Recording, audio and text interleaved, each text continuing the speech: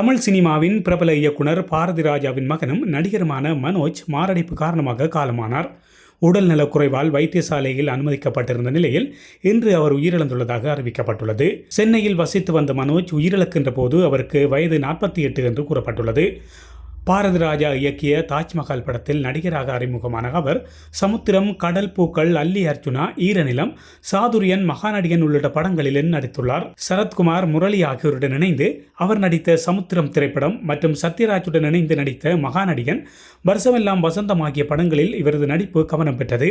சமீபத்தில் இயக்குனர் சுசீந்திரனின் தயாரிப்பில் மார்கழி திங்கள் என்ற படத்தை இயக்கியதன் மூலம் இயக்குனராக அறிமுகமானார்.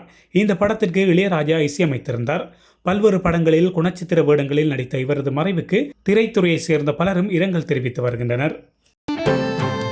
இதுபோன்ற செய்திகளை, சுவாரஸ்யமான தகவல்களை உடனுக்குடன் அறிந்து கொள்ள உண்மை சேனலினை சப்ஸ்கிரைப் செய்து இணைந்திருங்கள்.